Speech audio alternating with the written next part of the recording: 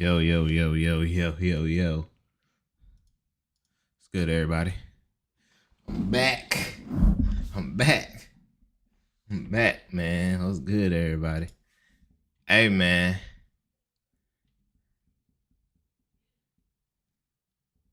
Hey, man. Here we're gonna do right here, bro. Here's what we're gonna do. That's what I'm on. That's what I'm on right here, y'all. Am I coming back to Destiny, bro? I gotta read stuff, bro. I'm here to read, bro. All right, so what we got? I'm trying to catch up. I started today, bro. I actually started trying to catch up and see all the changes. Have no idea about a lot of things, but I think I'm about to watch another stream, an old one. The one from last week, I guess. The first Tuesday. Yeah, and go from there. Okay.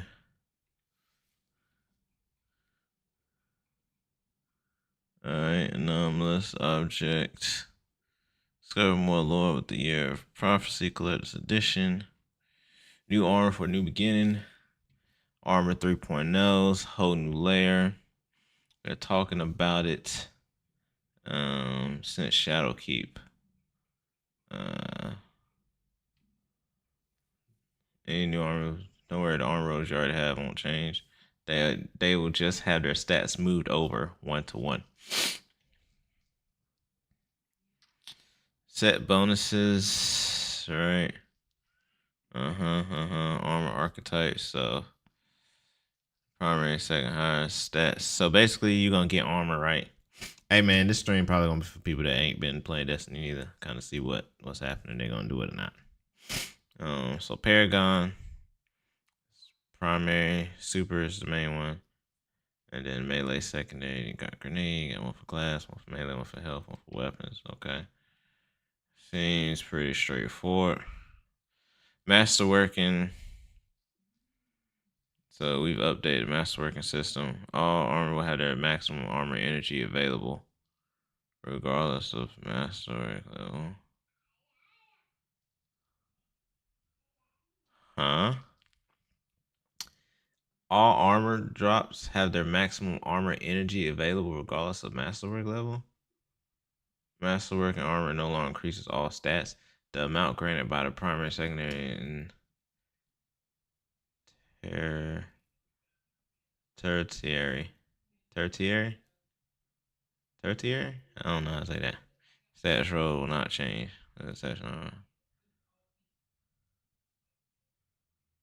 Masterwork now increases your lowest 3 stats on that piece of armor by +1 with each level.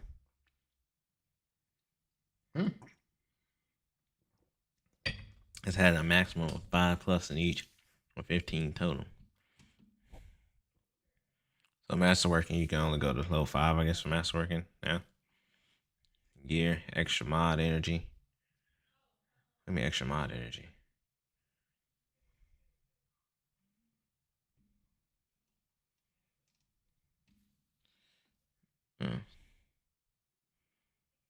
Always drop with a perfect 30, 25, 20. Or tune stat has access to a tuning mod slot, allowing you to choose between moving 5 stats from any other stat to your tune stat or balancing stat, which increases armor through them. Huh?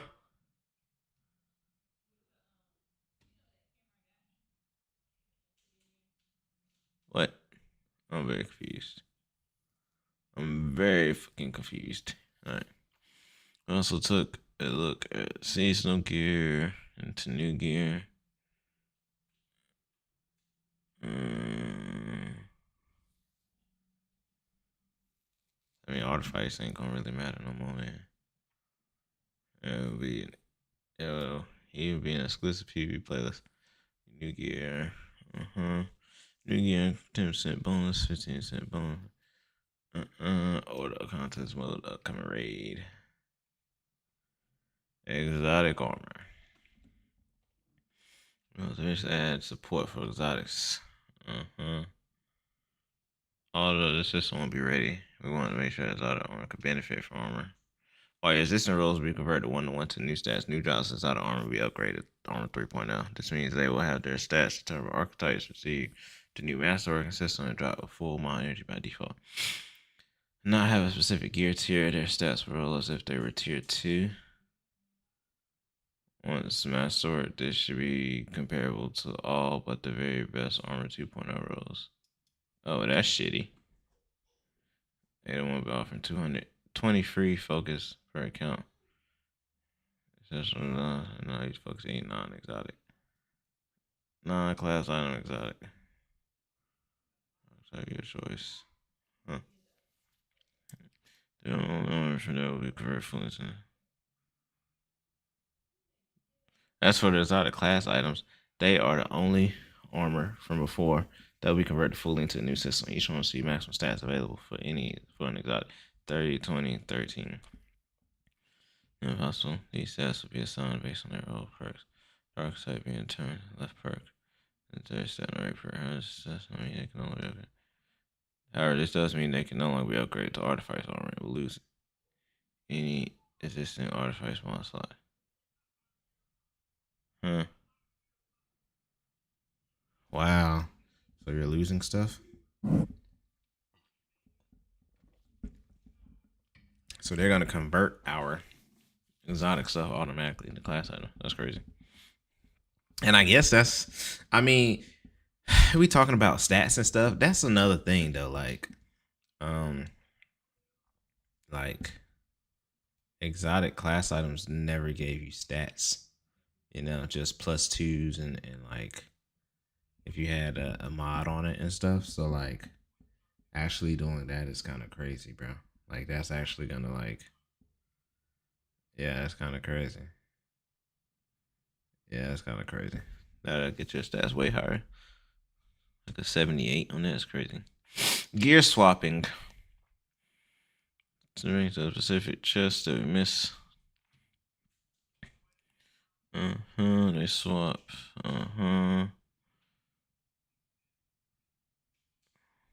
Swapping to the Zont combat will now apply a 10-second cooldown before this perk can be activated. Ugh.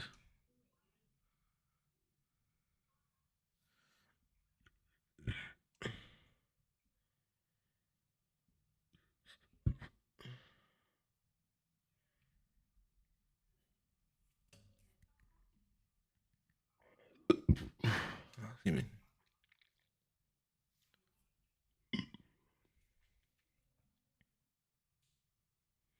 Okay, that's a stack of things that's gonna be focused. Okay, cool. Balancing the scale of abilities. Okay, stats and abilities going hand in hand. So it's only fitting that we share the remaining upcoming ability changes coming in at fate.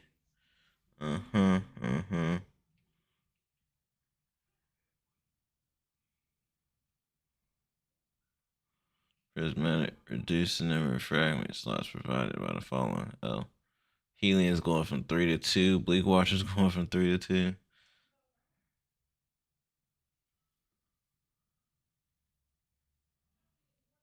Huh. Weaver's call aspect can now generate.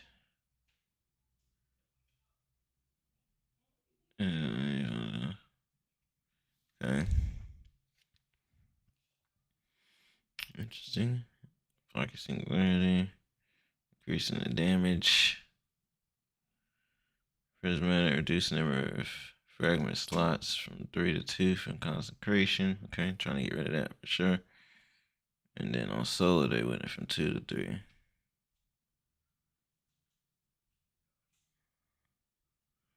Okay. Prismatic strand, increased tracking. Consecration aspect, ignition no longer has plus 20% damage bonus. Shield throw, increased tracking. Storm's keep. Benefits no longer stack when standing behind multiple barricades.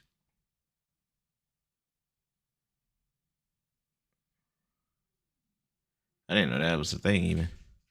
Like one was good enough, but okay, that's fine. Melee return, melee return. No long cross dodging. I seen that.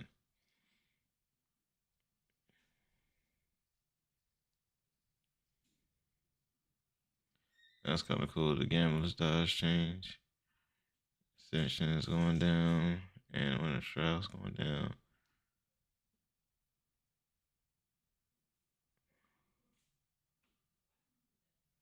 Okay.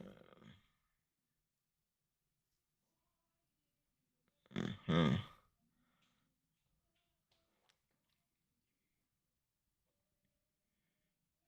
Mm. What's your fourth stack?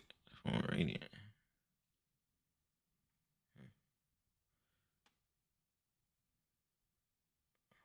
Okay. Okay. Increase damage versus bosses, mini bosses, and champions by 15% for these grenades. Okay. Okay. Ability energy returns from person. Now scales based on the. Devour reduce the healing.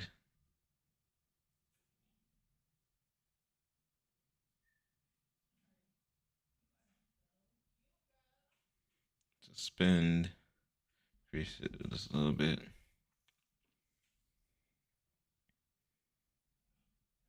Shatters damage now stuns overload champs instead of unstop. Huh? What? Moving forward, we want to make it clear how and when weapons can gain anti-champ capabilities, plus like the artifact rate. Because stacking stasis slow organically leads to stasis shatter. It limited how often we could give slow without auto solving champion encounters. Overload are also hard to deal with now stops. So I'm always right now. Unsolvable champs can still be stunned by 3 other element over. So Shatter's gonna go to Overload now. Hmm. Hmm. Interesting. Flux Sneeze. Simply reduce the base cooldown. High damage skill shots. Mm-hmm. New reward pass incoming. Okay. Before passes.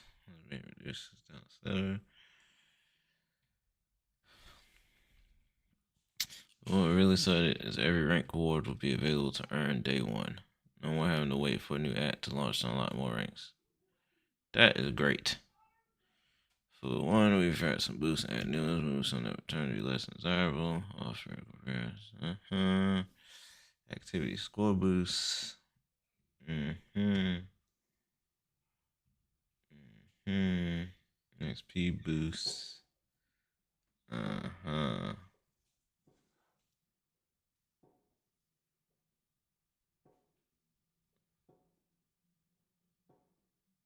They're going crazy.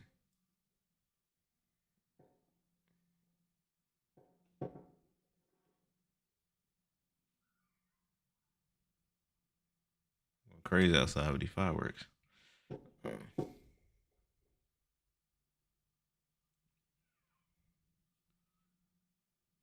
Uh-huh. What is this? Increase.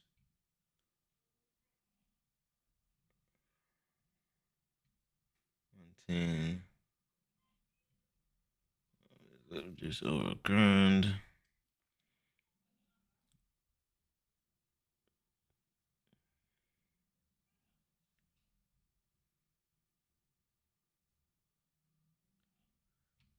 Feature rank 100. Yeah, this is 100 right here. So cosmetic. I mean, is this really better? Where's the bright dust, bro? There you go, hogging up the bright dust. Bungee dang. Don't really care about summer sale. Yeah, already got it all.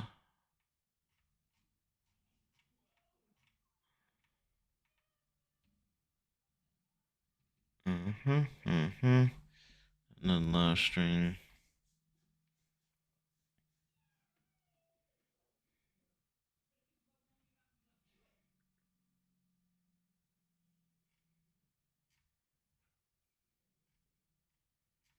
Okay. All right. So that's another time. All right. This one.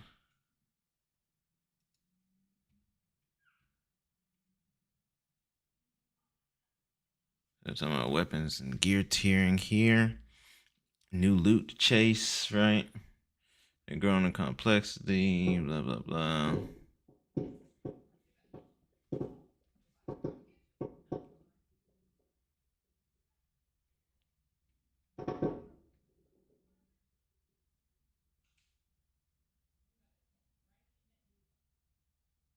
Uh-huh.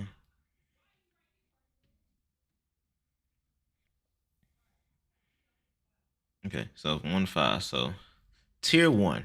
So everything's going to tiers now. So for weapons, all right, tier one, you get a base weapon, you get seasonal mods.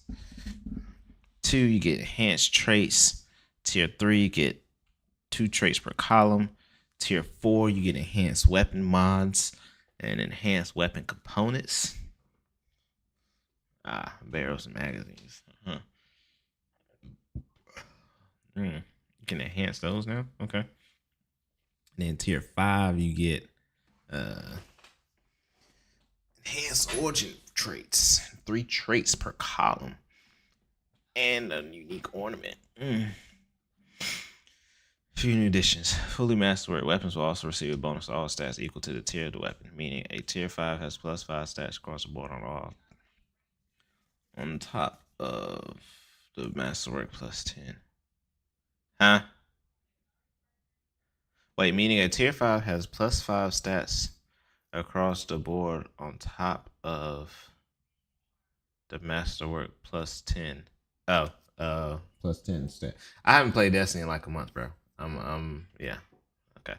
I'm with you. The stat. Yeah. I'm with you. It's been a while, bro. It's like I'm so far removed from Destiny. Oh man. Let's see if I can get back into it, man. I don't know. That's why I'm trying to read the stuff and see. Like, I want to try to get back. I haven't looked at my Discord, clan stuff, nothing, bro. I've been completely removed. All right, so seasonal mods change the way you play, right? Enhanced mods, depth mods, blah blah blah blah blah. Seasonal mods.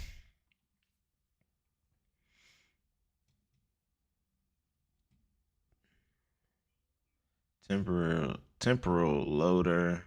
Loads ammo from reserves when dealing damage to target slow, frozen, suspended. The tracker. Aim assist is picking up that. Readying this weapon grants a bonus ability to handle reload. Aim bonus damage. Showing the fashion.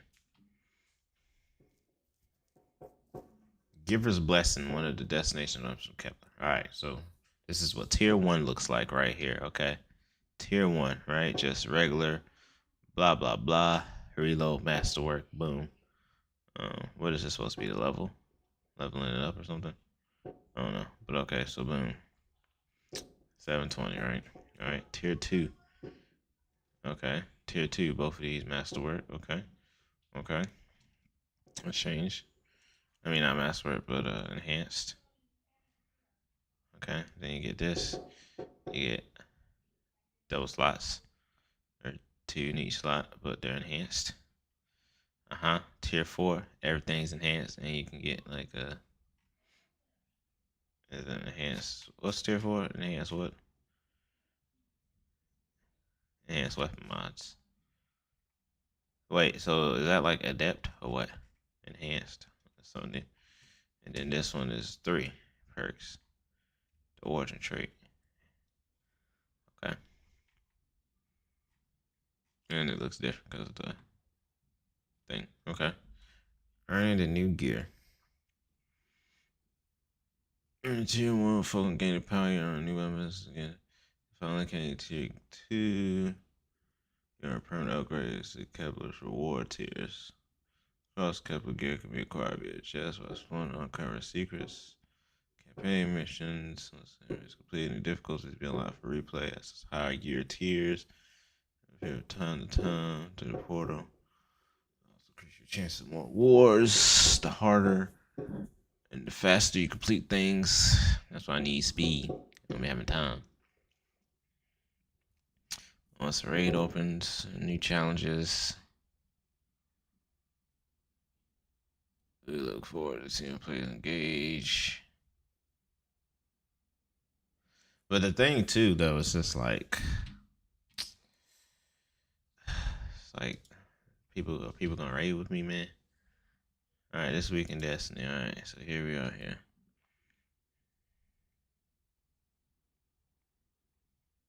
Thank you for watching. All right. Yeah, I wanna. All right, let's watch this. Oh, that's loud. All right, it's a trailer. What's going on here? Wait, can y'all hear? Hold on. Can y'all hear this?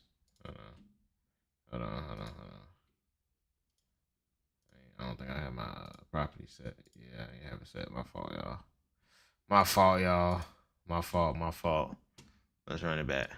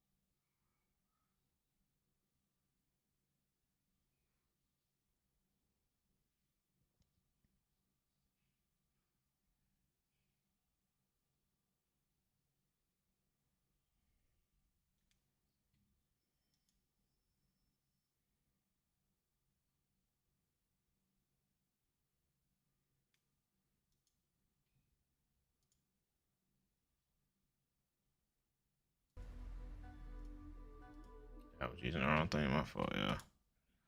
So this seems like matter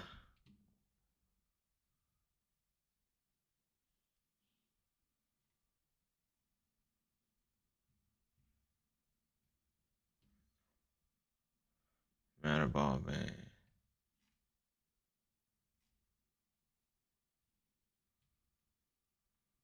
All right, let's look at this. 57. All right, I don't think I have my sound on. I got it on just on y'all.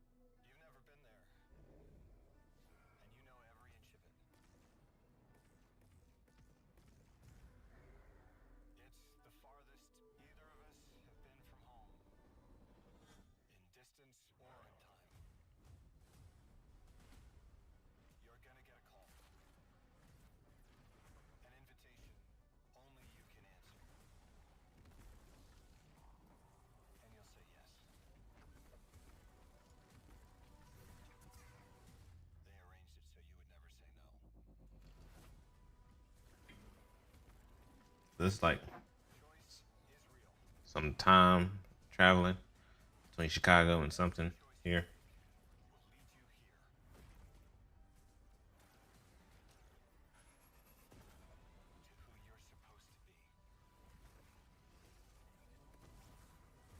Do I give Destiny one more year for GTA?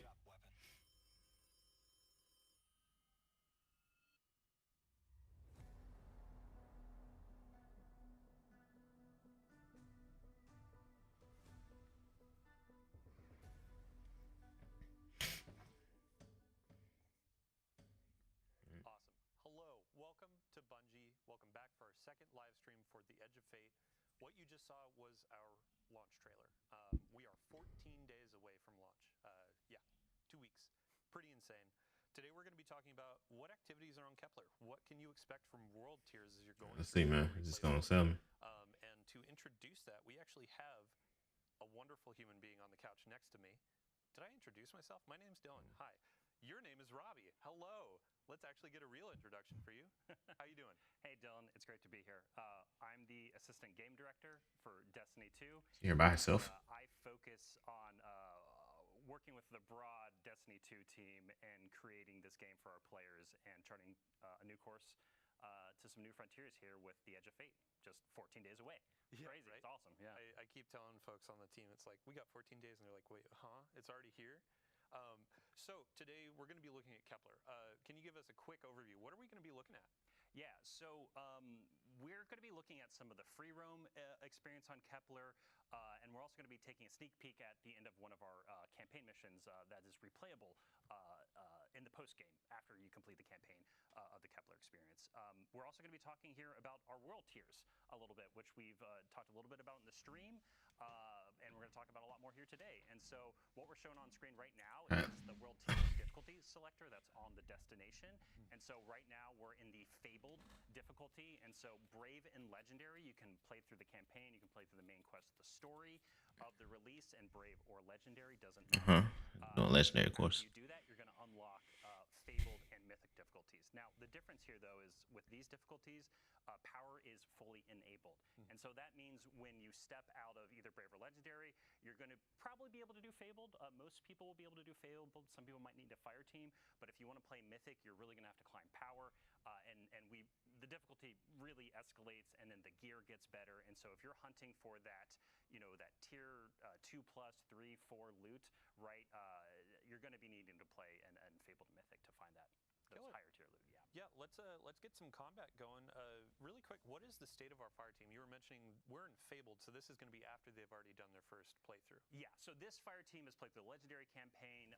Right now, they are inside of the Gorge, which is one of our 4 major regions of Kepler, and they are in free roam right now, and they are going through one of our free roam encounters. And so the other thing I should call out, It's crazy. This stuff not doing hardly any damage, look like. these free roam encounters, there are reasons to basically go back through the destination using your new abilities in new ways. And so, sorry, can you ask me that question one more time? Like, I feel like I answered it, but then I segued into something else. I said, what state is our fire team in? Oh, post-campaign. Yeah. We're post-campaign. Sorry, thank you. Yeah, we're hunting higher tier loot and gear here on the destination, and they're also doing some of our post-game quests. So both Fabled and Mythic have their very own quest associated with them as part of this game. That are one part of like completing the Triumphant Seal to earn some exclusive cosmetics and emblems, but also these world quests unlock some additional loot in the game as well. So specifically the Mythic quest that's associated with that world tier unlocks a variant armor set for the Kepler armor. So as you're playing through the campaign and throughout the experience, there's a 2 and 4 set piece bonus on the Kepler armor set. Once you complete that Mythic world tier quest, you unlock a variant of that has a different set bonus and a unique shader. That is smart. Is he going into like a... You didn't tune in last week or you haven't heard about gear tiers set bonuses, we have a full blog article that went live last week. Go ahead, visit that, check it out. So when we're looking at this activity, this is going to be a free roam mission, right? Yes. And these take place in places that are regions on the destination. Yes. Can you walk us through that? Yeah, so I talked about it a little bit before, but this is the Gorge, and so the Vex have actually put a big security lockdown on this entire region inside of Kepler. And so the fire team right now is basically like breaking through this security lockdown. And so each of these regions feature multiple of these major encounters is kind of what we call them, these free roam encounters. And these are kind of like the scale. Ooh, I just got try to get through that security grid and he did not make it. Yeah. Each of these major encounters we have are kind of like the size of like roughly like a Lost Sector, but ultimately they're more complex. They have more mechanics that you have to use the destination abilities to solve some simple puzzles and encounters inside of them. And generally they have like pretty thick combat, especially on like the Fabled difficulty as well, where we start adding more enemies, tougher enemies, and also there are Banes that are applied in the World Tiers 2 that are actually exclusive to Kepler. They were built specifically for this content. That's awesome. Yeah, and then as you're going through these sorts of free roam activities and exploring Kepler, what other like side objectives or objectives can pop up? Yeah, so the way we kind of are thinking about this, right? Like a lot of this outside of doing the seal, the triumphs, and things like that, and mysteries and secrets, which we can talk about here in a minute, a little bit more, is like it's about gear pursuit, right? It's about like earning that higher tier gear, chasing power, and so the way we constructed these regions, there's these free roam major encounters, there's tougher enemies that appear, there's HVTs that pop up, there's destination materials to loot, and there's this. I'm probably so bad at Destiny now. Cipher as well, and so you're Faded Cipher. combining destination materials that you get from basically doing almost anything inside of the region alongside faded ciphers in order to be able to purchase specific items at the destination vendor called the Altar of Relativity at the center. That's a lot of Kepler. names and words. Lots of and proper yeah, nouns. If you didn't catch this, I know there are going to be breakdowns. We'll have a recap in the TWID, but yeah, continue. Yeah, and so like what's cool about this is that in the post game, like there's a focus that we created, and so basically through the vendor you can go and look at it and be like, okay, today's focus is the Gorge, which the fire team is looking at today. Most of the materials that you're earning here can be used to purchase gear, or you can convert your other materials you might have from other regions in order to convert it into the Gorge materials to buy stuff. But every day it's going to shift. That daily focus is going to shift, and so a little bit later in the stream, we're going to be seeing a part of Exile's Accord, which we've also some of our content creators and influencers showed as well, and some of their content parts of it. But basically, of the 4 major regions, the daily focus will shift day over day to basically kind of change what you're focused on, what gets you access to that direct purchase loot. Yeah, and since we're on the topic of rewards, you were talking about like the currencies and the vendor. Yeah. You had mentioned before the stream, actually, there's a new form of attunement for the destination as well. Yeah, so something that was really important to us was like it just, we want to make playing what we call like the action game, like actually experiencing free roam like this and the mission content, like when you earn that piece of loot on Kepler as you're completing these activities and just got nuked. No, I'm so happy that they're dying, because they were like, this won't be too hard, and it's like, oh, world tiers, let's introduce them at a higher difficulty, shall we? Yeah. But sorry, go ahead. No, exactly. Yes, this is Fabled pushing back a little bit. They're having to think about what they do, and they just used actually Mattermorph in order to open up a pathway to get around this Vex grid that opened up in the middle of the encounter. But anyway, we were talking specifically, I'm sorry, remind me. Attunement, thank you. Yeah, so basically, you're going to be able to attune at the vendor a specific piece of gear, armor, or weapon, and any drop on Kepler that drops a piece of armor or weapon will have a chance to be that gear. We just wanted to make sure that as you're playing through the destination, as like you're carving your own path, you're figuring out your own farm routes inside of each of these 4 regions each day of the week. We wanted to make sure that, like, hey, if you're looking for the Giver, that auto rifle that's coming, with the Edge Fate here on Kepler, it's like you have a chance to get it anytime a piece of loot drops. Awesome. Yeah. Yeah, so you had mentioned just a minute ago about secrets and the depth of the destination. I mean, I'd love to hear, go ahead and expand on that. Yeah, so like it's funny with like secrets and mysteries, like you want to like talk about it a little bit, but like not too much No to spoilers, like spoil it. Yeah. But I think like the thing to scratch at here and poke at here is right is like we've talked about the destination abilities a few times.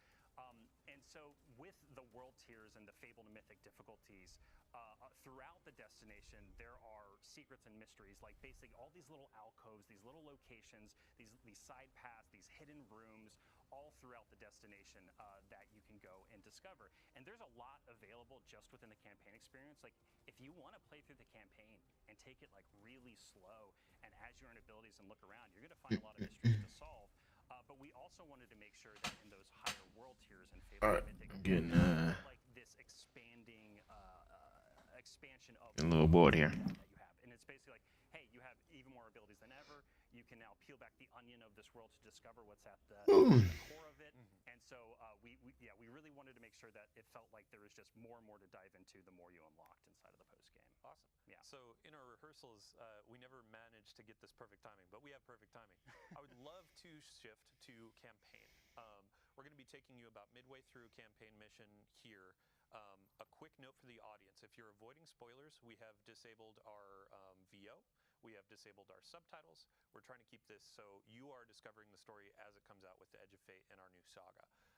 So as they're getting loaded into that, I'd love to ask you just a couple more questions about free roam in the regions. Yes. What other things can happen in regions outside of campaign? Yeah, so one of the big things that happens inside of these regions are side quests, which we've only talked a little bit about, and these are basically ways that flesh out more of the characters of the world, more of the stories of the people and of the place, and what's happening on Kepler and what's been happening with them before and what might be happening to them in the future.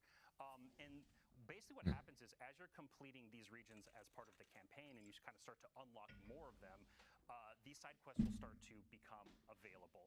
And so these side quests are available to you at any time. So again, like I was kind of mentioning earlier, like you can either take it really, really slow and take a really long time to get through everything the release has to offer, or you can just like beeline the main quest, beeline the critical path, and then when you get into the higher level world tiers, all of these side quests are now available to you. As we've been like play testing and closing out the Edge of Fate here, it's been really interesting to watch different developers and people play test the content. Myself and Blake Battle, one of our executive producers, he and I we're just like beelining it, right? And we get to the end and we like pop up in that and we're like, look at all these quests to do, while other people like want to take their time and like experience like the full story of every single little piece. So we're actually we're getting into the campaign right now. I'm probably gonna beeline it and then do the sideline. About getting raid race ready. So the raid race is going to be coming out on the Saturday after launch. I believe it's the 19th of July. Yeah. What difficulty should players play at to get ready for race? Yeah, so if you want to be power ready for the contest mode race for the Edge of Fate, you're going to want to play the Legendary campaign. And so when you step out of the Legendary campaign, you will be power ready at that point. Now, if you're gear ready, that's up to you, right? It's like how far you want to go down that rabbit hole. And that dovetails into like replayability for the story missions and the campaign missions and how that bakes into world tiers. Yes, right? Getting that higher tier loot. Yeah. So something that was like really important to us when we were thinking about replayability and what like aspiration means within an expansion, we really wanted to change some of the formula. Like we wanted to take some of the formula that we think works well, but also change other pieces of it. And one of the really big goals for us was just giving you more reasons and just easier ways to play just some of the best content we built. This campaign mission is at the end of the Exiles Accord region. This fire team is taking down a giant Exiles prime servitor who's running some of the Archon's dark matter operations. Sorry, all minor spoilers. No, it's cool. Life is probably jotting this down, getting ready for a lore dump about the Fallen, all that kind of stuff. But this is a really fun like multi-phase boss encounter that they're orbiting around this giant servitor, and we really wanted to set something up that this doesn't just was like a one and done kind of thing. And so things we've kind of done before that we're going back to that we think work well, there's going to be multiple weekly missions that you can play that are larger missions. So we have a capstone mission for each of our regions. We also have some bookends at the beginning and end of the release that the overall like length of the complexity, they are very similar to Legendary campaign experiences from the past. So something new that we did though for this release though is we also have a bunch of additional story missions that take place during the campaign and you're first introduced to. These are shorter experiences, but they still have like huge impact on the story, moving the story of the main quest into Kepler Fork, and also help you to unlock different abilities and things throughout it. And so in the post game, in the higher level, in the world tiers, we actually have a story mission playlist where you can go in and it's like a rotator, and you're rotating through a bunch of different randomly selected story missions that are about 15 minutes. So really fast. Can get them down a little bit shorter. And those missions are actually one of the best sources of those faded ciphers that I was talking about earlier. And so the other thing I mentioned earlier too is we have specific quests for both Fabled and Mythic, and these quests are going to take you through some of the big campaign missions, again, to experience them with new modifiers, because we're curating modifiers and banes and things like that every single week on the destination, to have a little bit more of a curated experience. But then also those quests introduce some like new encounters as well. And so, sorry, like I'm going a little bit all over the place. I mean, some of this there's just like so much information, so much to talk about. But the thing, like, again, I want to like drive home here is like we wanted to give you really strong incentives to go in and play the free roam experience, to extract materials, to play our story mission playlist. It's called the Time Latch mission playlist, to earn ciphers. But but then also to have reasons to go in and replay some of our biggest campaign missions again through the weekly missions playlist, kind of like the heroic stuff we've had in the past. And on the stream last week, we talked about how as you're unlocking the destination abilities, you carry those forward after the post game, so you can go in and replay and then have some of these things available, right? Yeah, that's a really good note, and thank you for hitting on that. Like, the way we designed this content was the campaign slowly stepped you into these different abilities and unlocking different versions of them and higher tier versions of them. When you're in the post-game experience, we intentionally designed puzzles and encounter mechanics and things, and like even in this boss encounter, there's multiple times that they've had to use Matter Spark to like get into the vents and through the world. And through the campaign, you would actually have to go and find like a Matter Spark pad to activate that, and that's actually kind of part of the puzzle. It's teaching you to kind of look at the world and think about the world in a different way that is intentional. But then in the post game, as soon as you complete the campaign, you unlock Matter Spark Anywhere, and it's basically like your souped up Sparrow for the destination. And Yeah, anywhere. Summon Matter Spark Anywhere means you can actually like sequence break some of our puzzles and sequence break part of our missions, and that was like entirely intentional as a part of the design. And to be honest, Dylan, like the fun part about this too is like we're not 100% sure in some ways where people might sequence breaks things that we might not expect, but like that was intentional from the design perspective, that like we want people to be able to. Fact that the heavy's on doing like a couple hundred is crazy. Destiny of we don't know how players are going to take this ability with this destination ability with this combatant, et cetera, et cetera. Yeah. So I think I would love to ask you as well. So we've gotten a lot of questions from players where they're like, oh, you had mentioned like this is comparable to a Rise of Iron. Like, how does that actually break down when we look at the Edge of Fate and Kepler? Like, you had mentioned depth and secrets and a bunch of different things. So. Yeah, so I think like you and I were talking about this in rehearsal a little bit, where like that comparison is just to give us like a ballpark of where we want to make. But at the end of the day, it's like Dang, my whole job, bro. This is Rise of Iron is. So when we've talked about that, we've generally been speaking towards like the size of this destination. Hey everyone, so now how does that actually break down when we look at in that story?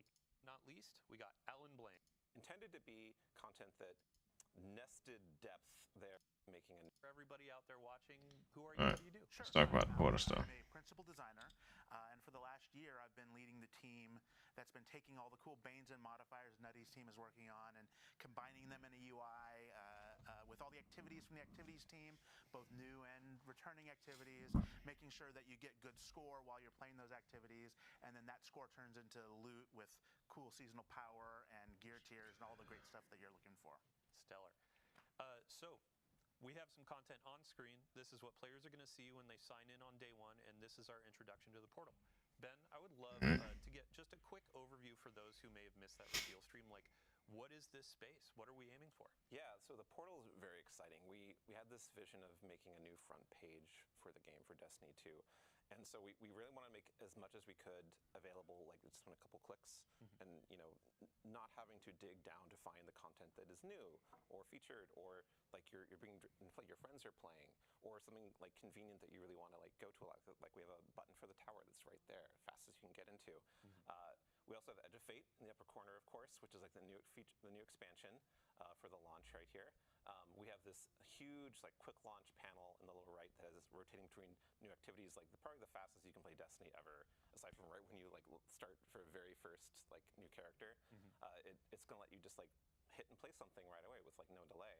And then we have actually a very like nested depth there with all the ops categories on the left, which are all the different kinds of things you can play in the portal that are hooking to all the new systems that Alan and Nutty have been talking about. Awesome. Yeah, really quick, I'd love to go just line by line for Solo, Fireteam, Pinnacle, and Crucible Ops. Give them an introduction. Yeah. So Solo Ops is like a new thing that we're doing in the Edge of Fate launch and for the core game. These have activities that are designed to be played by solo players. They're only one-person fire teams, and they're intended to be content that if you just like have a few minutes, like 10, 15 minutes to play Destiny, and you want to go on and like feel satisfied about your time, get some great loot, you're gonna go to Solo Ops and like have that opportunity. It's going to be like a really great condensed like experience. Cool. I need that. Also, like if you don't want to have like the think about having a fire team for some content as well, you can be assured that this stuff is designed to be played by one player. And so it's like, it's going to have challenges, going to have difficulty and modifiers and such you can customize, and really great loot to get. But it's a challenge for you, individual. And I think that's really exciting, like alternative to some stuff in the past. It felt like I want to play but I don't have any friends, or I'm trying to find someone I have a lot of time, and we have another like niche for people to fill if they're in the mood. Yeah, awesome. And then next up we have Fire Team Ops. Yes, Fire Team Ops. So, like, just talking about fire teams, like, quintessential Destiny is playing with 2 other players, a fire team of 3, right? And so we have all of the activities in Fire Team Ops are a 3-player fire team. We have, like, classic strikes in there. We have, like, missions from past expansions, like in Europa, like the Empire hunts. We also have, like, onslaughts are in here. We actually scroll down more. There it is, the coil. So past seasonal activities coming back, and like integrating with all the systems we've been talking about that we're going to talk more about, so that they're like available for you to get new loot in, to work on your power climb, to basically just like have a great time in whichever way you want to. Awesome. Yeah, I mean, since we're already in the screen, let's go ahead and get our fire team set up with our activity. What are we playing today, Nutty? We were going to do the Dark Priestess Empire hunt. Awesome. So here, I'm actually going to pass the mic over to you and Alan. Let's get some bans, some modifiers, all that kind of stuff set up. Really quick, can you introduce each of these sections for the different modifiers, and then we'll go and kind of pick and choose what we want? For sure. So we're starting at Master Activity, and this is 300 combatant power. The first row there that has all the selectable icons that you can change are challenge modifiers. These are things that will increase the combatant power and add some additional difficulty to it. The first one is our Banes. So here you decide what Banes are going to show up, and we paired all of them as like 2 combos that either work well together or at least interesting. Today we'll do Threaded and Caltrops. So Threaded is where, as you damage the combatant, it will spawn threadlings, and when it dies, 494. That's a high score. It's only silver? Or is that like total? Void area Or 4K? gets spawned near Dang. you, like between you and the combatant, and then when it dies, it throws out another one. So something to make it so you either need to get up in the air or keep going through. So, starting with retaliation. Yeah, if I die, you're coming with me. Pretty much. All right, next up, what do we got? Yeah, let's do subtle foes. So this just makes it so that when some of the enemies are far away from you, they will be invisible, and that helps them get into close range. Or if you are using a long-range loadout, Power based on, you won't be okay. able to deal with them as much. So you might want to bring some close range. And or they're like very invisible. Not like, yeah, not like a little bit of player stealth, but just Yeah. like you don't see them. yeah, you really have to like pay attention to see them from long range. What else you want to do? Yeah, let's do Glass Cannon. So Glass Cannon is kind of a fire team equalizing one where it only punishes the person who's doing the best. So if you have that buddy that, you know, clears the strike ahead of you or is getting all of the kills, well, we're actually going to give him a debuff where he will just take more incoming damage.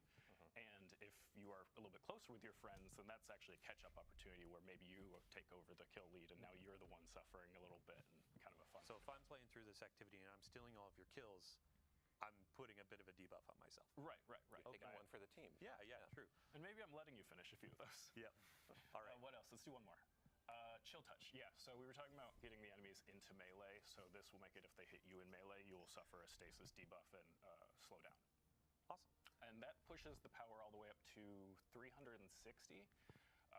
And those things are also increasing the potential score that you can receive from this. And the score is what drives the reward. Right. So you see right here, when we picked Chill Touch, the gear tier you're going to earn went from tier 2 to tier 3 for this activity. So it's really important to pay attention to what you're earning. Yeah, so you know what you're going to be getting if you achieve that score at the end. Where do you see that at? Tier 2, tier 3? We talked about this last week on stream about approachability and making it easier for players to understand as they're getting in. So a lot of UI treatment. Shout out to our teams that have been doing this to show you combatant power and all that kind of stuff. So Yeah, tons of love and passion went into that. seriously. Okay, so let's look at player stakes. Oh, do you want to take this? Oh yeah. So player stakes are the next category down, and they're more about the player's interface with the game itself. So things like locked loadout. We have no HUD is an ability that we added here, so you can play with no HUD for a little extra score bonus. And these are things that are really sort of letting you sort of tie one arm behind your back while you're playing. It's not making the combatants more powerful. It's changing how you're playing the game. You can start with no ammo. You can start with locked loadout. We'll be putting some more player stakes in Ash and Iron. Yeah. I love No HUD. Go, you're going to talk about it first, aren't you? Well, no. You can have the Okay, No HUD. You go first. I just wanted to have us move on to the next bit because we've talked about tying one hand behind your back. Let's talk about No HUD later. Go ahead. Okay, but in the next bit, this is what you get to do with your other hand. So here are the things that benefit you. Let's try Livewire. This one is one of my favorite. It's a combination combination of the sprint for Amplified that you had in the Nether, along with inherent AC/DC feedback fence. So we buffed up the enemy's melee capability that hopefully they'll get up and punch you. Well, now if they do, we're just going to shock them with lightning. So I'm kind of balancing out that additional challenge that we added and a different benefit that will kind of counter that and make it so it's actually a little bit easier for me. Yeah. What else can we do? Healing finishers are great. Just another way to get back health, or if you go in for that finisher and take damage on the way, that you'll be able to fill back up. And let's do one more. And sure, hypercritical is pretty fun. This one is actually a little bit tough because it makes it so that the enemies will take less non-precision damage, but more precision damage. So as long as you're hitting your shots, it's easier. Awesome. And then Ben, we actually we noticed this a bit earlier. There's one more modifier up at the top, and that's actually limited time, right? Yeah. So this is a accelerator that this is a double bonus focus. So you're gonna second drop from the bonus focus activities. So this is we will have given the calendar different accelerators that are on for a given week or day that will apply to the whole portal and have different benefits. And we're also gonna have more of those for events and other things going on in the game to give you kind of another fresh twist or incentive to see what's going on in the game and get some a good time. Realize now is a good time to play because we're trying to make every day a good time to play Destiny. Yeah, I think one of the modifiers we saw during our rehearsal was a bonus to Suros weapons too. Yeah. So it's a bit of there can be loot bonuses, there can be gameplay bonuses of more power behind certain weapon archetypes. It's pretty fun. So stay tuned to our calendars. We'll definitely sound off when it's a week of a cool theme. Let's get it launched in and actually start taking on some of this combat. Can I talk about No HUD now? Oh yeah, please.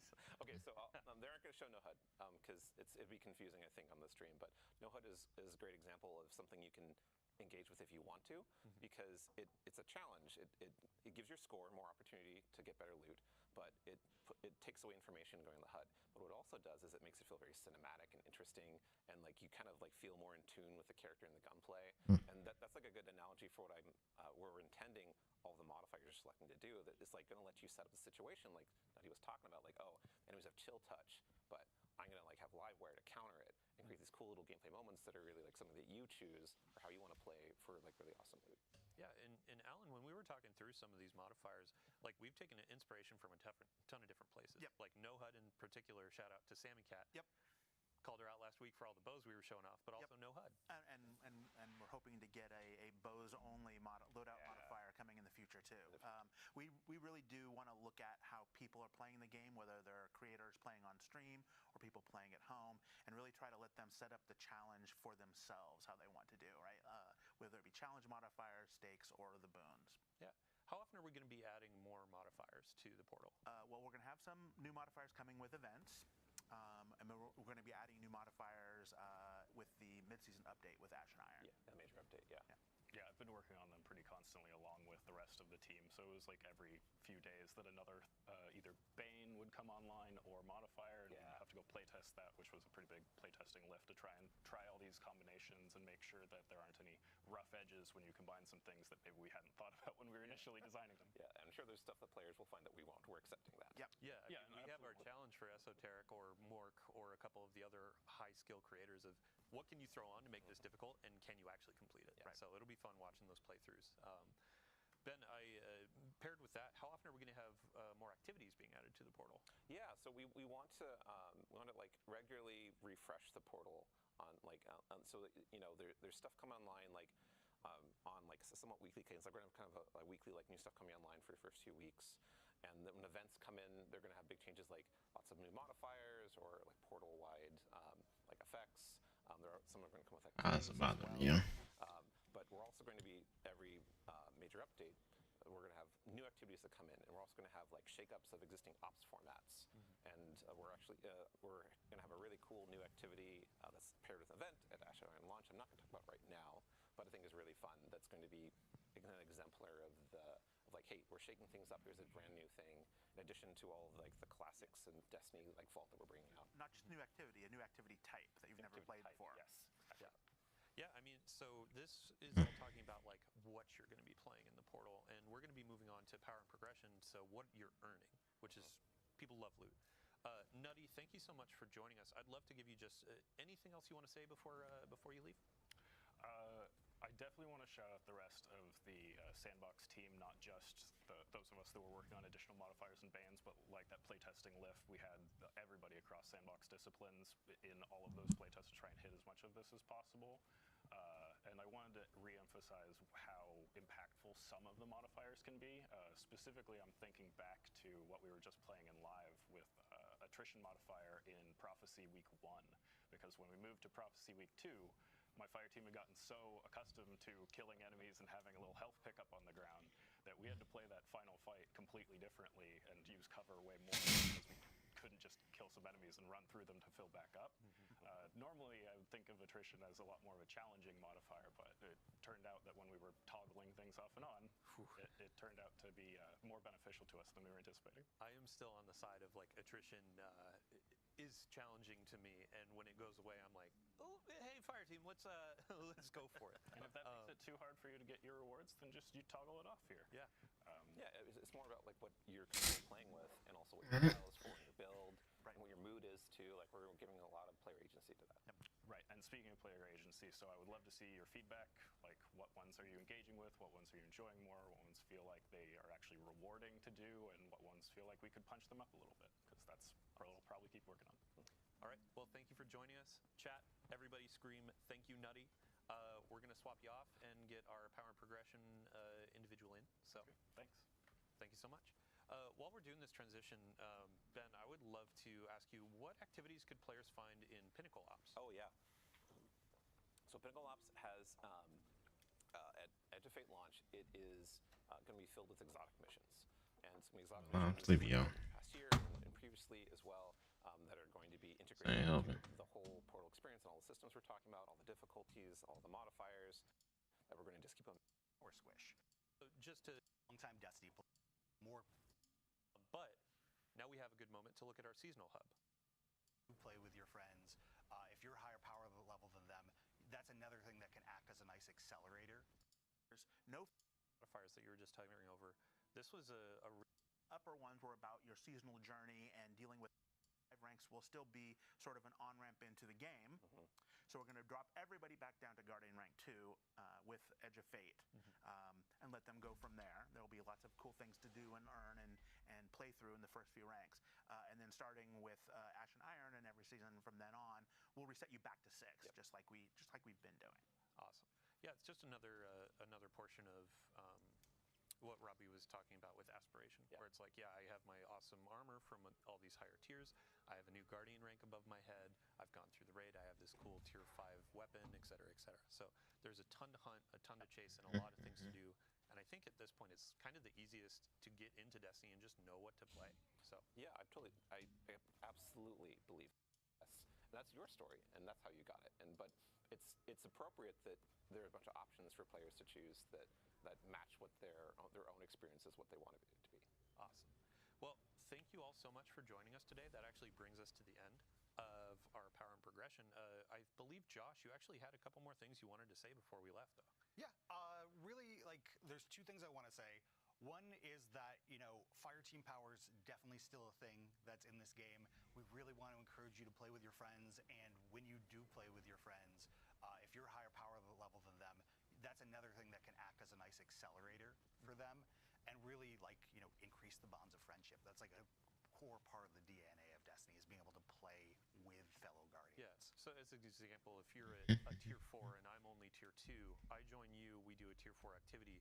I still get tier 2 gear, but it's accelerating me faster into tier 3. You're going to hit your score a lot easier, which is going to help you get those bonus rewards. And Got it. Cool. And then your second note? And yeah, finally, we made a lot of changes to the game in the Edge of Fate.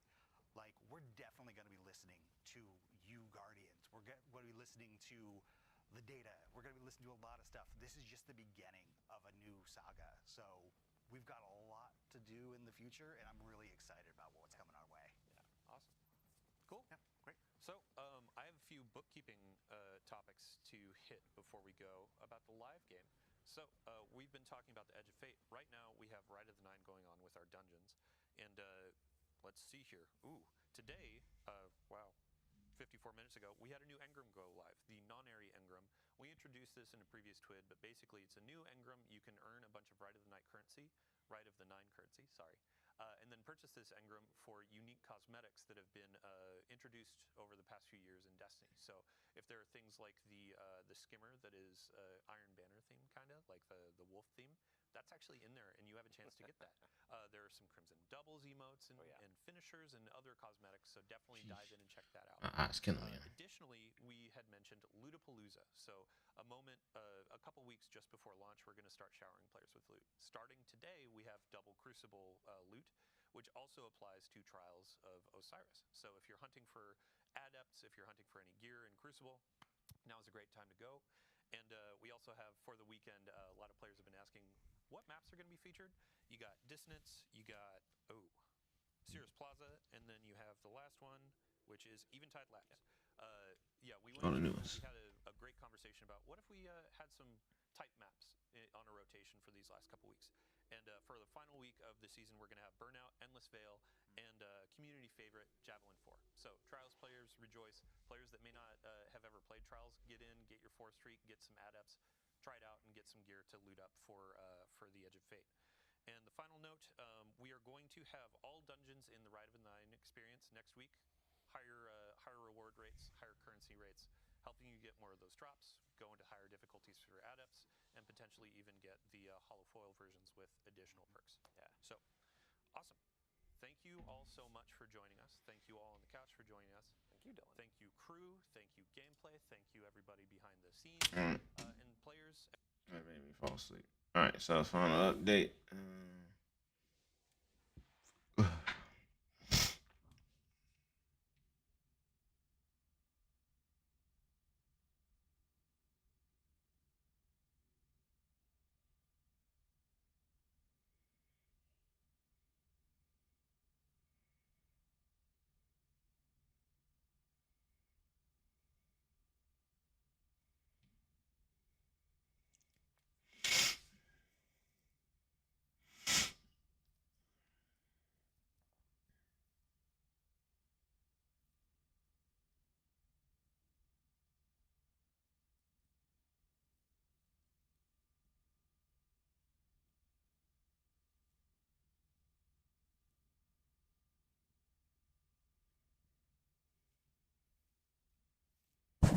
Okay.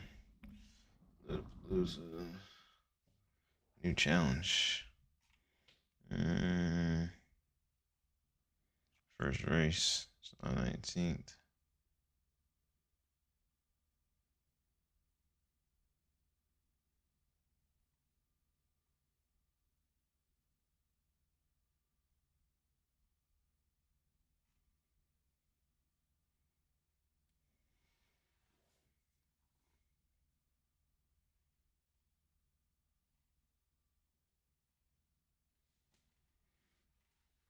Weapon tuning. All right, let's see what we got here.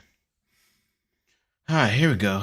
What's going on here? Weapon archetypes, machine guns, staged reload, very long.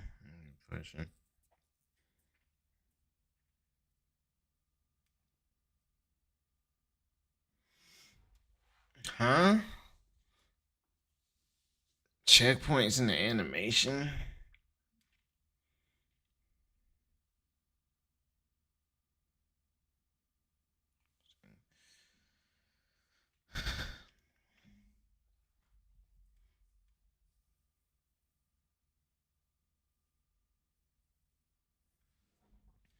Perks, reconstruction, underperforming. Reconstruction has been underperforming on non-rocket launches.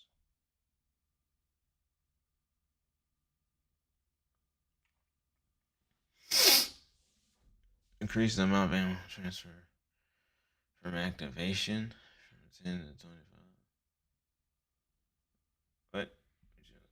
What? What?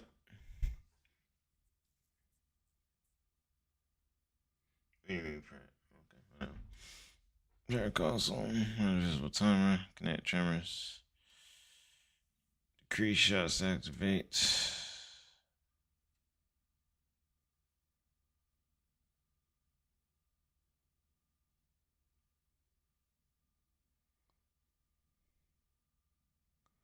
Okay. 1-2 punch. Oh man. I think you know.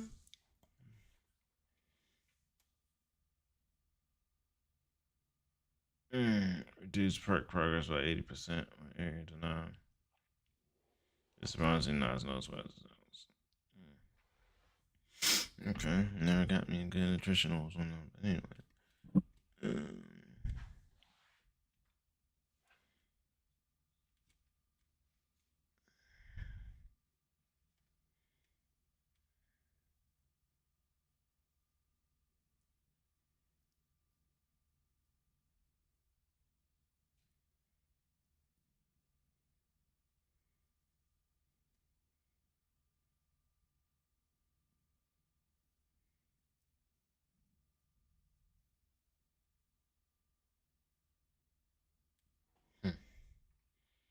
Chain reaction tracker.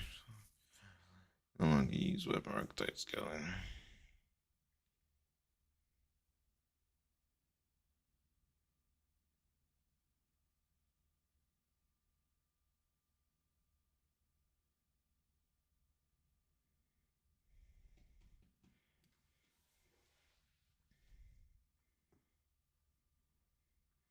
Fusion Rush deal 41% damage.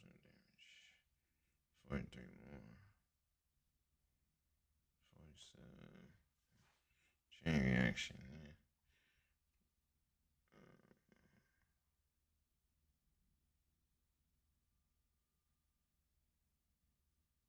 Okay. 5 flash, that's enough to fate brown right there.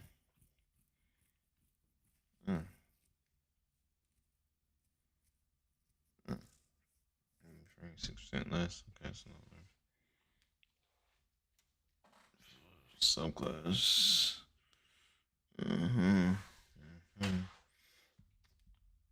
Issues and parameters of champs.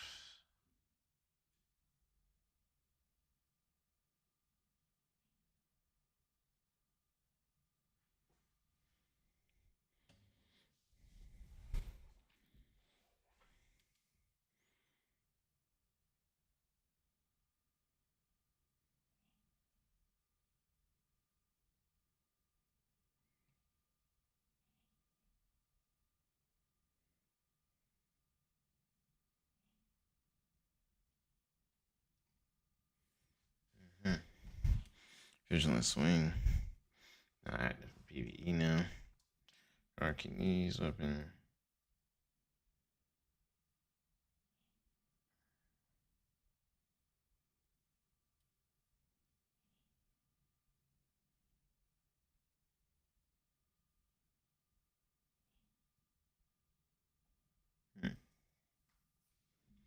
Damage 10.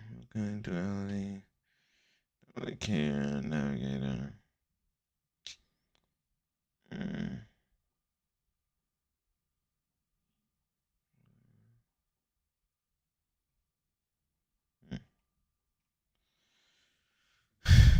Now it's rapid fire RPM. Wow.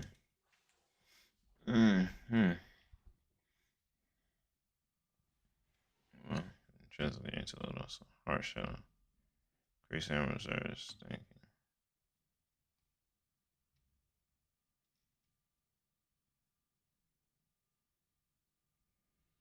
Increase on damage.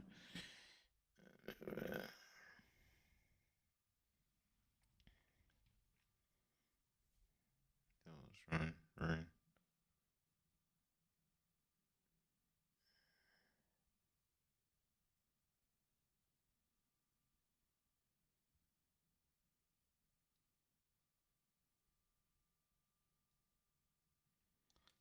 Matchbook. Winter bites. Okay, increase the damage. Oh, reduce it. Oh wow. Anti-load, overload.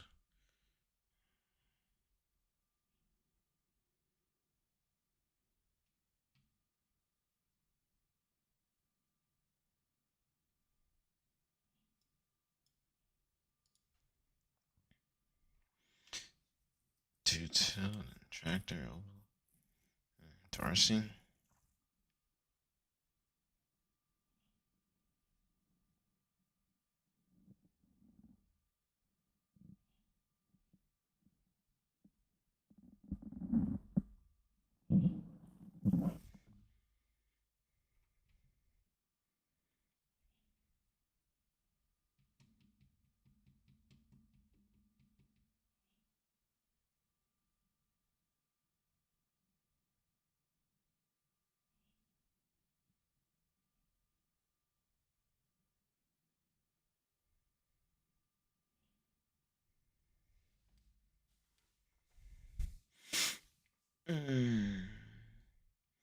Start at 10.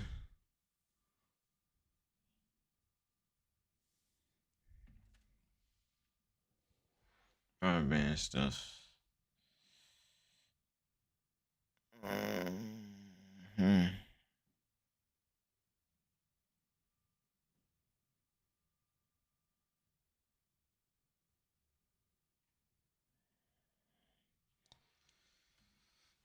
No weekly limits.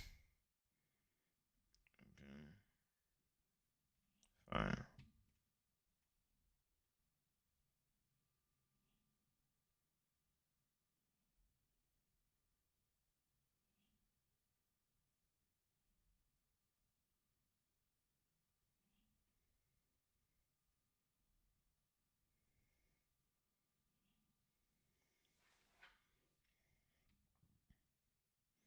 $450.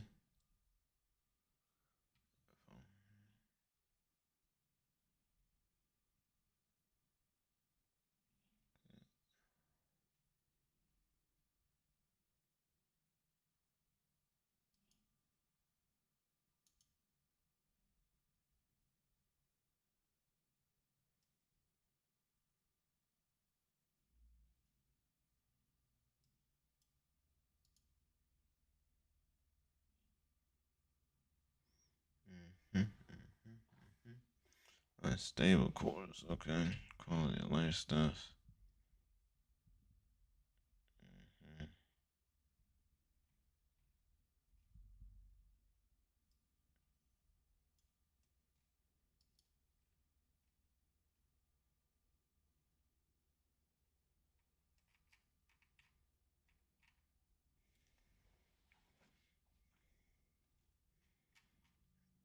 Same amount of things for the armor.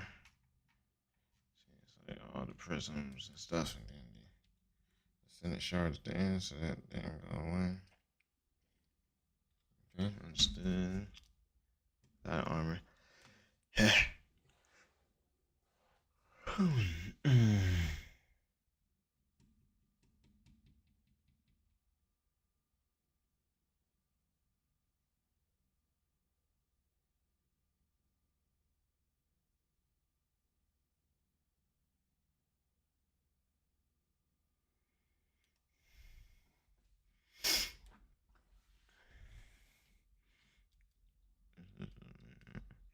Basically, at the no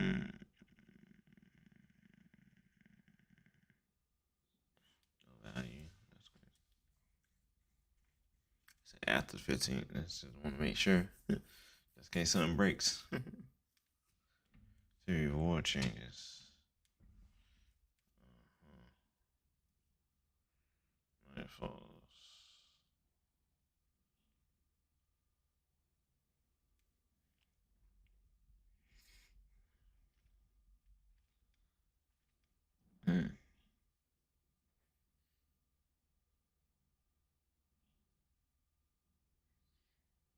Rest Nightfalls no longer exists.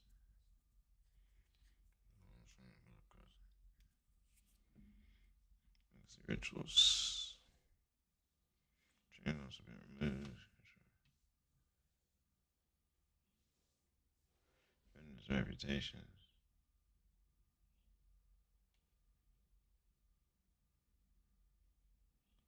Vendor reputation system has been removed.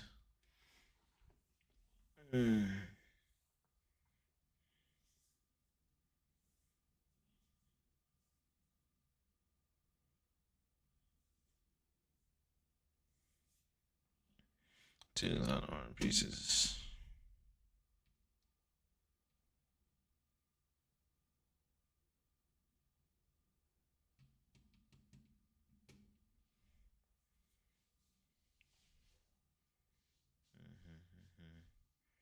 He sells out of class notes every week.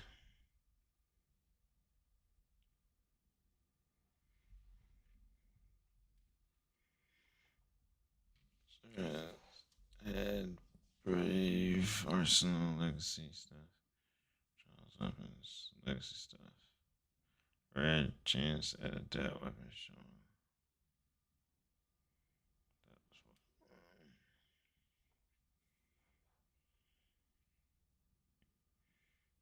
Depth.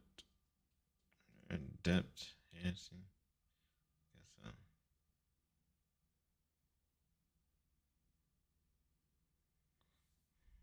No longer selling ciphers and upgrade cores.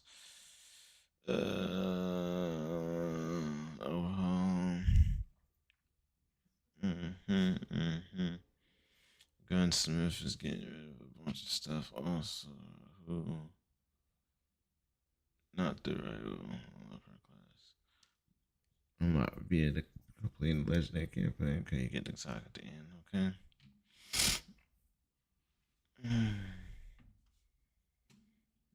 Oh.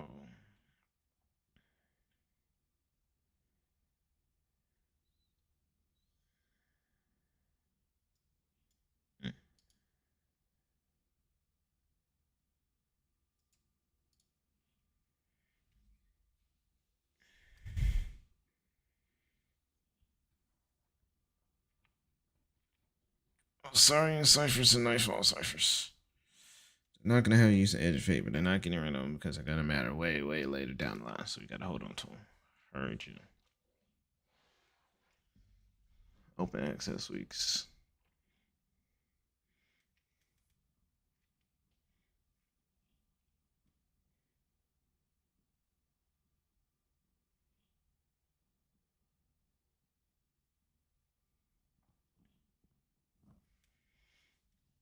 A bunch of days coming up, huh?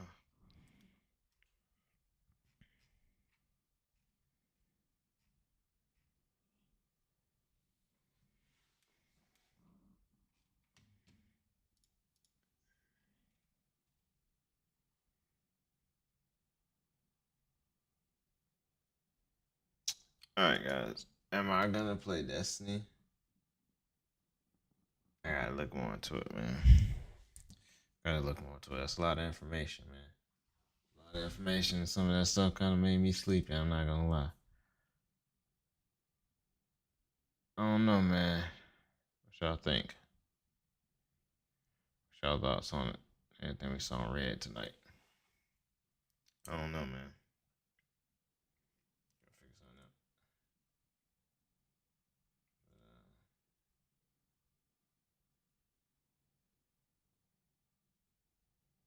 Yeah, I'm gonna let y'all know.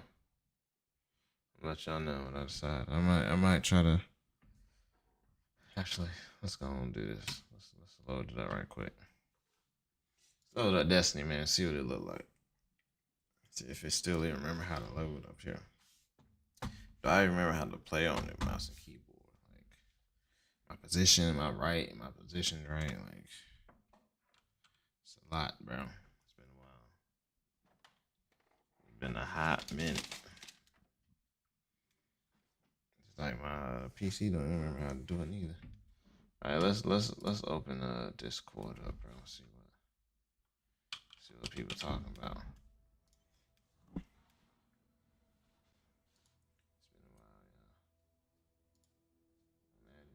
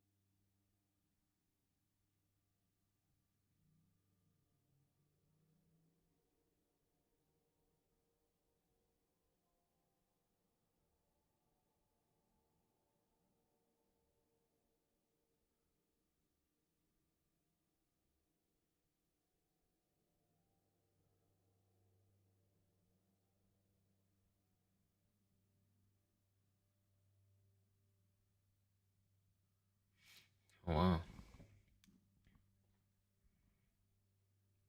Everybody waiting for the reviews and stuff.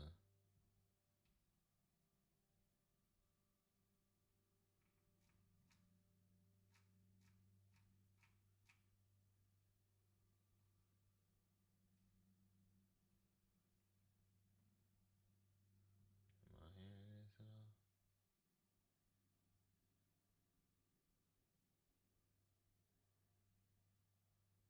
all? Wait, I didn't get pinged for not being active. Oh wow. That's interesting. In the clan, I did not get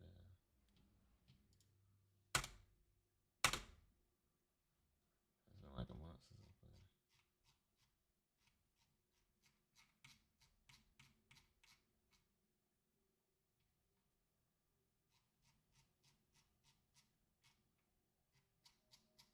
Oh wow.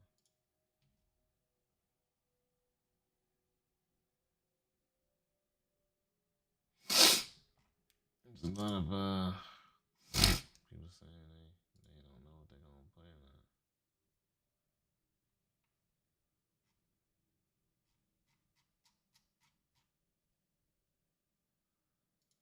So it has been pretty dead around here.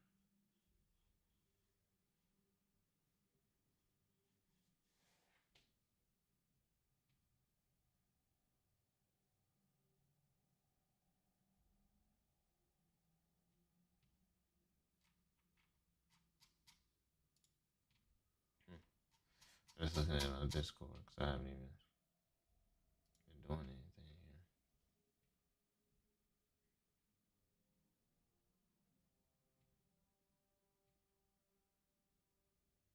Separated. Oh wow.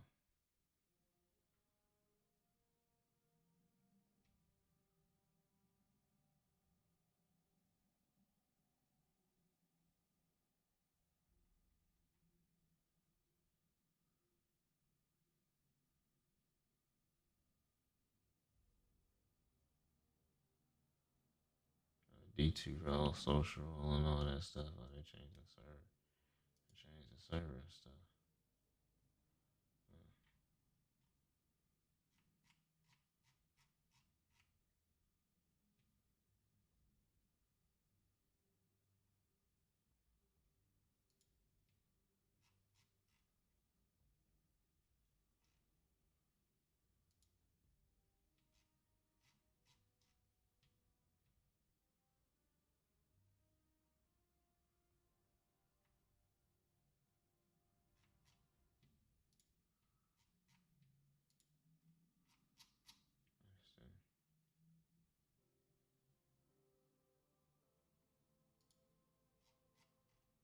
I'm just scrolling through my Discord stuff, bro. Like, I don't know, man. It seems like it has been dead around here. Oh, I would like to have exotic things. Oh boy, I'm already out. Already out of stuff.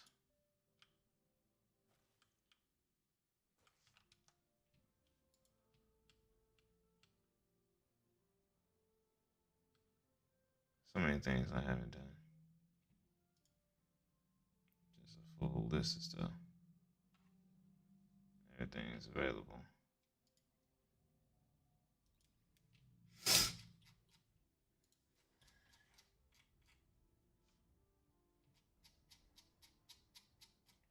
Dang, bro. Pick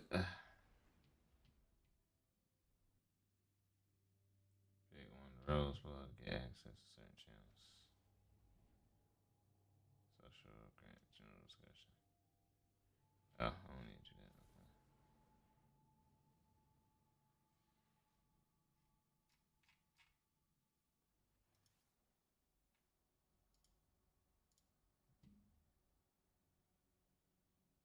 Game does seem pretty dead, man.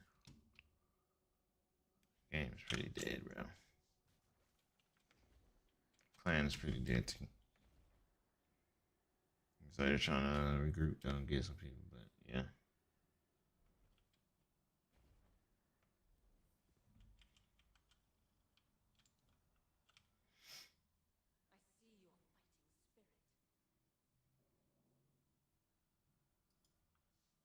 pass thing you do not own.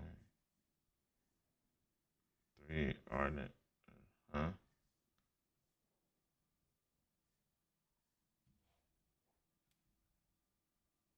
Oh, these are things I don't have. Yeah, that's not true because I definitely have that.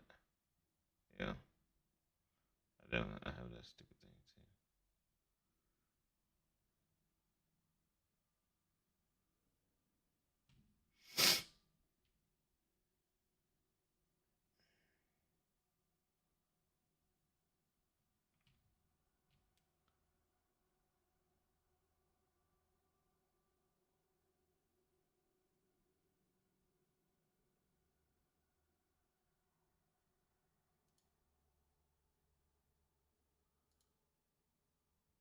Huh.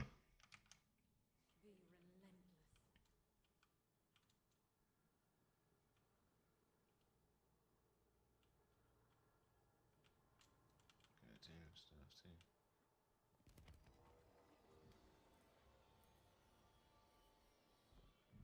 I don't know, man.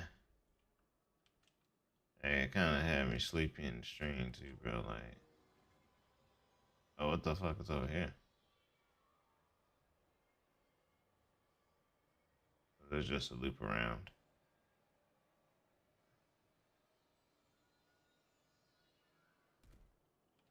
Oh, that hurt.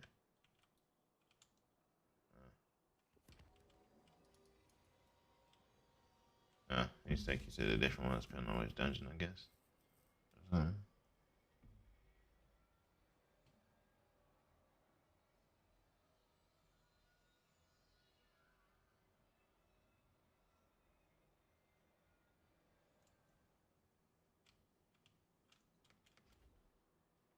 Bring him back to the bottom.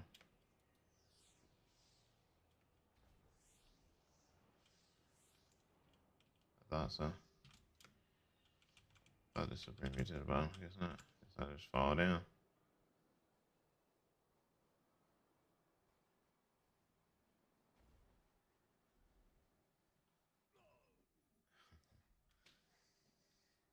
I don't know, man. What y'all thinking, man? I don't know,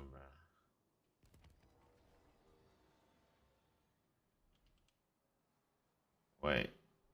So, like, how do you get down, though, for real, for real? Like, how you supposed to get down? I don't know, man. It's not looking good, bro.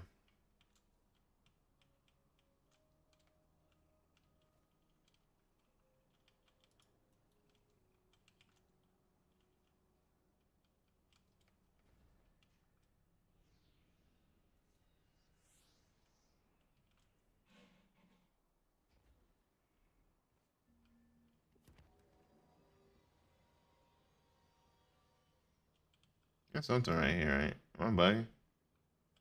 Am I bugging?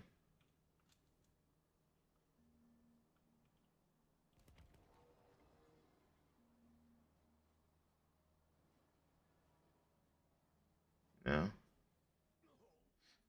Hold on, bro. Like, is this really? Like, is this true?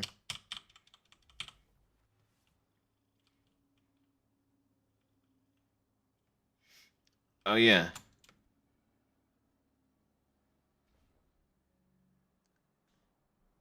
Stats and updates about other games.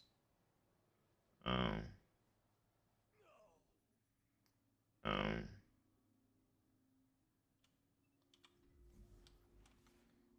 Black Myth Wukong, bro. So, right, I was going through that, right, because I'm trying to platinum it. I was trying to platinum it, right. Boom, got to the 5th chapter, got the bull horns, whatever, right. Boom, popped the staff, got that one. All right, let's do the armor. Nothing happened. Like, okay. Must be missing something somewhere still. You know, I didn't look to see if I was missing all the armor. I just figured that I got everything. I was just missing finishing the bull stuff, right? So I go through. So now there's a video, you know, I saw earlier of a guy that had like, he's going through each tab of, going through each item of the things you need for the achievement, whatever, right? So go through. Got all the headgear. All right, cool. Check. All right, let's look at arms. I don't have those arms. Okay, cool. Let me just Google how to get those arms. You know, I probably just gotta go back somewhere and go grab that right quick. They're highly missable. Oh my gosh, missable? Missable, right? I'm chapter 5, right? I'm chapter 5, Burning Mountains. I'm missing arms. I bet these are the only arms I bet this is the only armor I'm missing. You have to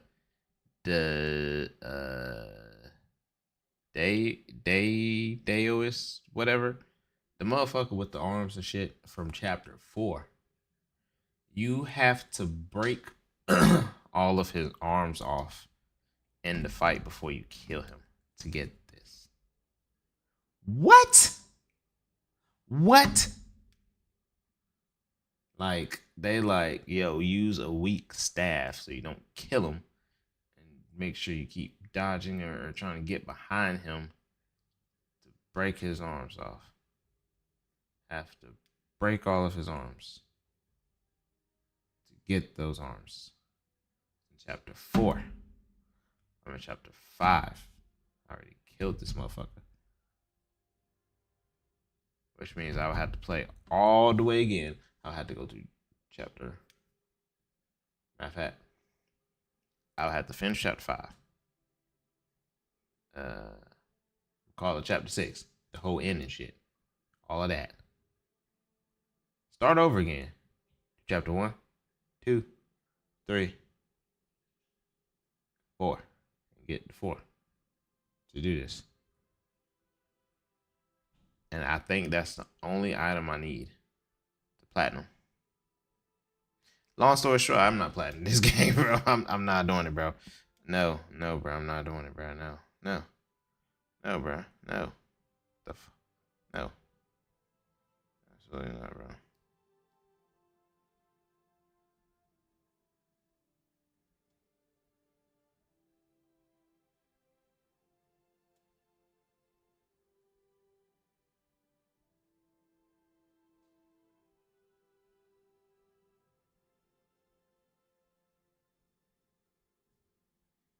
But yeah, so I'm done with Wukong, bro. Fuck that. I'm done.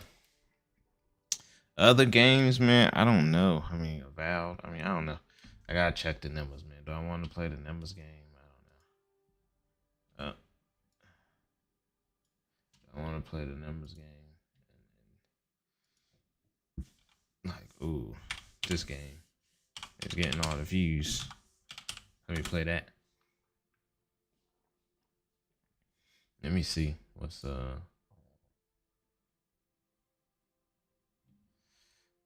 popular right now. Categories.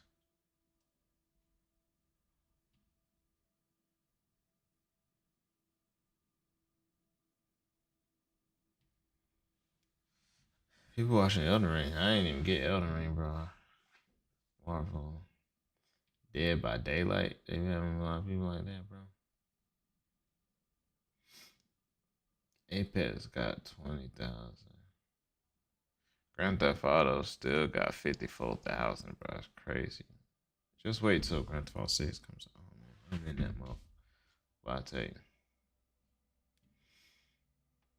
It's crazy.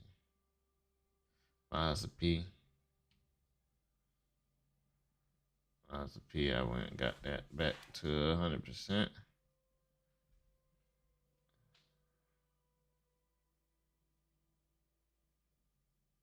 Dang, bro.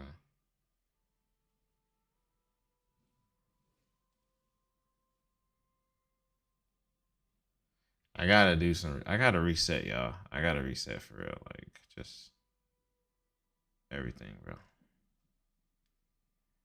I gotta reset. Gotta figure it out, bro. Did I miss Destiny 2?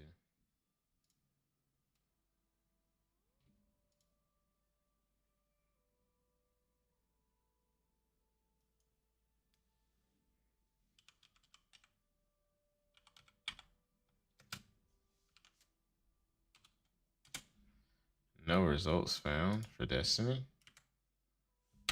Huh? What do you mean? What do you mean, bro?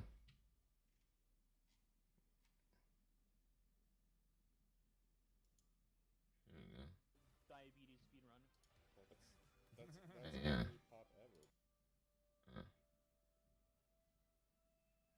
Actually playing a game and doing stuff.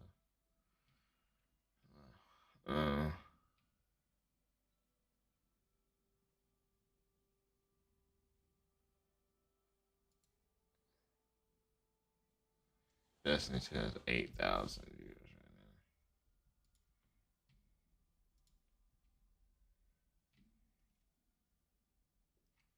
now. Why can I not search? Oh, search category tags. Oh, that's not what I was trying to do. Okay, so saying Destiny right now got 8,000 viewers.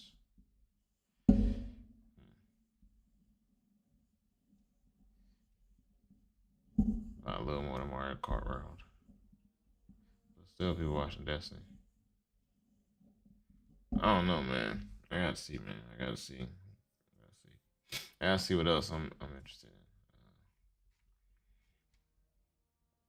Know it's a couple things that's gonna be coming out that I'll be interested in. Like oh, here go Destiny right here up here. I know it's gonna be a couple things like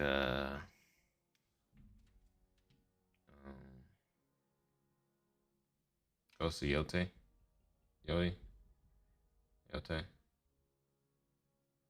coming out later this year. I'm in there for that for sure. I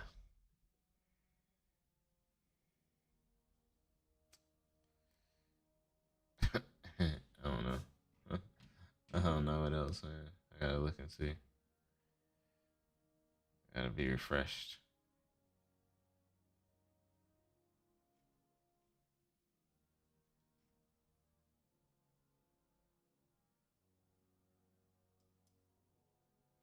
I don't know. It's some it's still a good, decent little amount of viewers and stuff. Oh, it's 15,000 people watching Red Dead. Wow, should I go get back on that? Nah. What about like, let's see, Avowed. Let's see what that's talking about.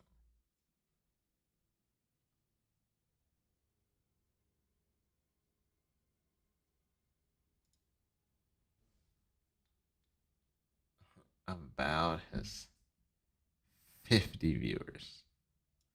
The person has over half of them. Yikes.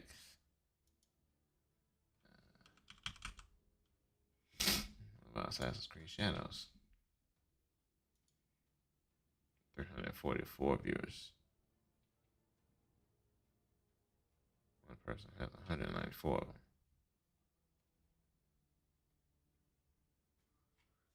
Yikes. Again. Yikes. Yikes.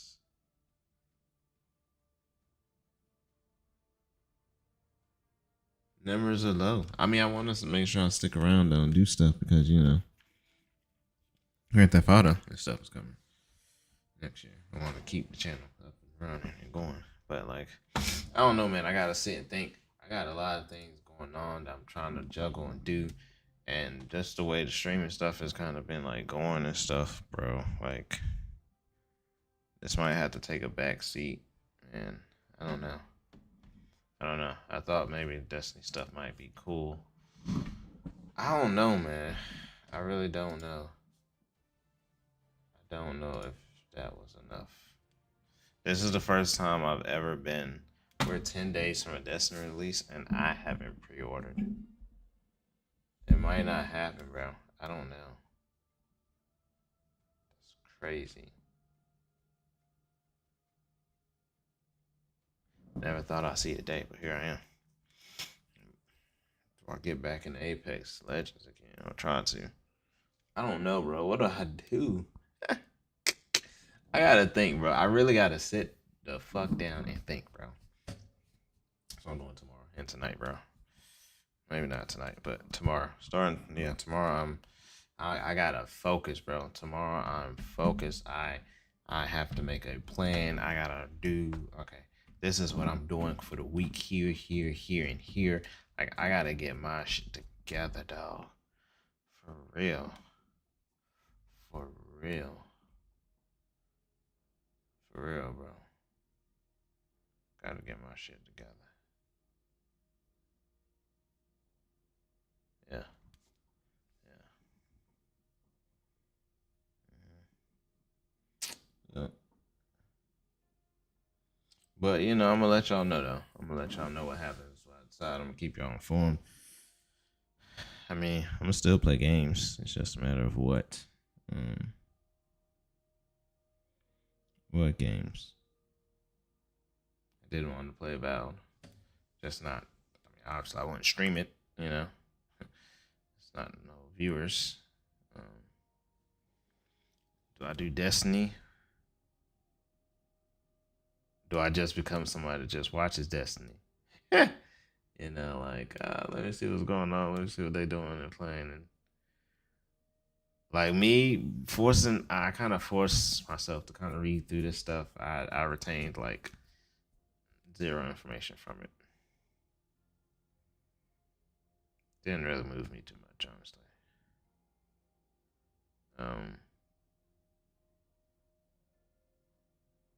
Might be time to say goodbye. I brought this stuff tonight just cause I want to finish out and at least get these challenges. This is I have stuff for. It doesn't fucking matter, bro. I don't know. I don't know what I'm talking about. Doesn't matter. But you know, we'll see, man. You know, at crossroads. I think I may be going into retirement too, bro. That's what it looks like. For Destiny at least. But yeah, so you know, I'm gonna go. I appreciate everybody for, you know, watching. But to answer the question of the stream, am I back? I don't know. At least from a Destiny perspective. Not sure. Actually, I don't like how this is still not turned right. But yeah, it should be more like turn it like that or something, bro.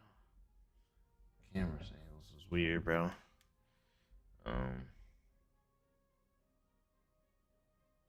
Yeah, I gotta do research, man. I gotta do a lot of research. I need to just plan my stuff, plan what's next.